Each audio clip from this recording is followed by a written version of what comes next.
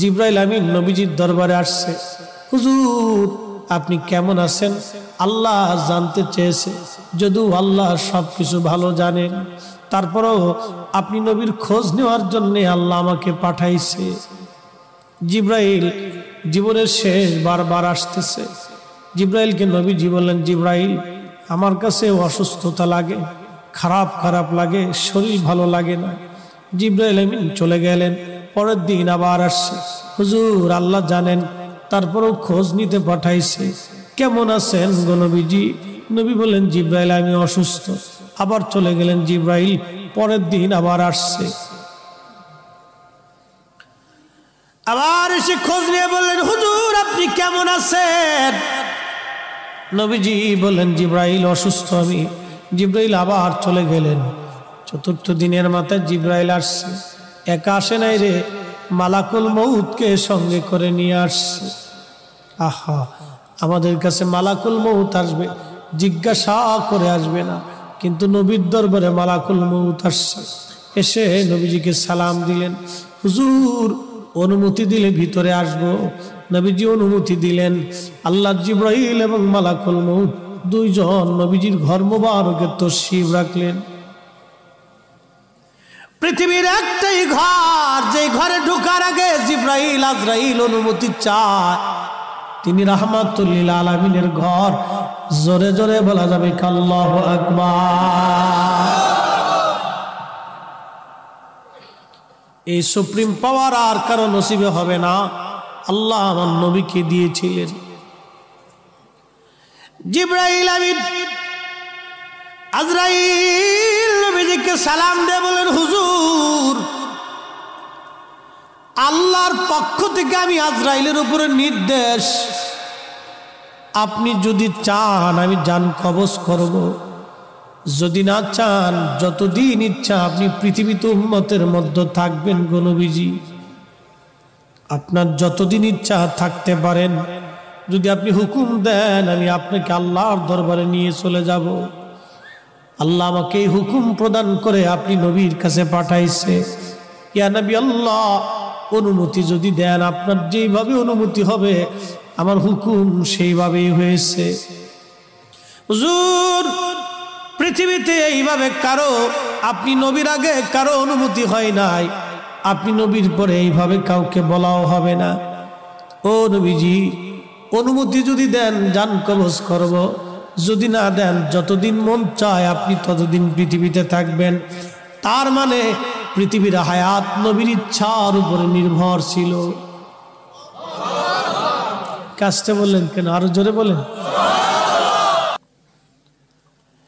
নবী আমার জিবরাইলের দিকে তাকায় বলেন, ভাই জিবরাইল হুকুম কি এরকম?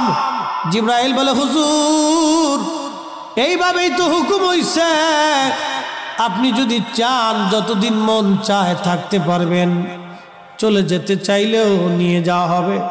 তবে নবীজি আপনার মাশউক আল্লাহ আপনার দিদারে আগ্রহী হয়ে আছে। আহা হা হা হা, এ জোরে বলা যাবে কি ইয়া রাসূলুল্লাহ? আহা হা, নবীজি কেঁদে ফেললেন। আজরাইল রে আর দেরি কইরো না, পৃথিবীতে আমি আর থাকবো না, আমি আমার মালিকের দিদারে চলে যেতে চাই, আর আমি থাকবো না, মালিকের দিদারে চলে যেতে চাই। আজরাইল আলাইহিস সালাম খুব সতর্কতার সাথে নবীজির বক্ষ মোবারকের উপরে হাত রাখলেন। বুঝতেছেনই তো মরণ বড় কঠিন, বিরাট বড় কঠিন। যখন হাত রাখছে আল্লাহ নবীজির কষ্ট হচ্ছিল। নবীজি ডেকে বলেন, আজরাইল রে আমার তো কষ্ট হয়।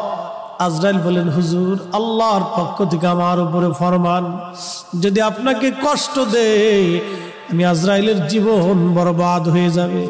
নবী গো আপনাকে কষ্ট দেওয়া আমার জন্য হারাম। পৃথিবীতে আপনি নবীর মতো এত আশা নেই, জান কবজ আমি কোনোদিন কারো করি নাই, আপনি নবীর পরে আর এত আশা নেই কারো হবে না।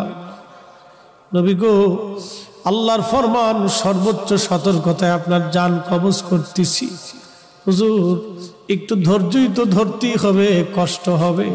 নবীজি বললেন, আজরাইল রে, জান কবজ এত কঠিন, একটা অনুরোধ করি আজরাইল। বলেন, ইয়া নবী আল্লাহ, আমার উম্মত তো বড় গুনাহগার, আমার উম্মতের জান কবজের সময় আজরাইল আমার উম্মত রে তুমি কষ্ট দিও না।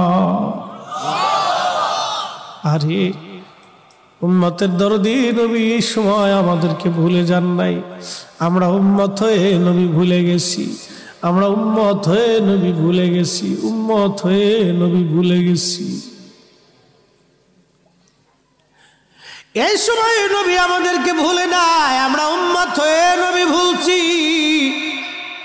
হায়রে কপাল পোড়া, উম্মত হয়ে নবী ভুলছি। বদনসিব, আমাদের বদনসিব, কপাল বড়ই মন্দ। কি হবে রে আমাদের এই কঠিন মেহশরে, কি হবে রে আমাদের কবরের জিন্দেগিতে, কি হবে রে কঠিন মৌতে। উপায় কি, উপায় কি, আমাদের উপায় কি? নবী ভুলে গেছি। আল্লাহর নবী কেঁদে ফেললেন, আজরাইল, আমার উম্মতের জান কবজের সময় তুমি আমার উম্মতকে কষ্ট দিও না। আজরাইল বলেন, ইয়া নবী আল্লাহ, নবী গো, আপনার উম্মতের জন্য একটা সুসংবাদ আছে। যদি আপনার উম্মত নেককার হয়, আপনার উম্মত যদি আমলে সালেহ করে, ভালো আমল করে, হুজুর, একটা মার কোলের মধ্যে বাচ্চা যেইভাবে দুগ্ধ পান করতে করতে ঘুমায়া ঘুমায়া পড়ে, একটা মায়ের কোলের মধ্যে একটা বাচ্চা দুগ্ধ পান করতে করতে যেইভাবে ঘুমায় পড়ে, নবী গো, আপনার উম্মত নেককার হলে তার মরণটা এরকম হবে, মায়ের কোলের মধ্যে ঘুমাইবে, টের পাইবে না। আহা, চিৎকার মেরে বলা যাবে কে মারহাবা।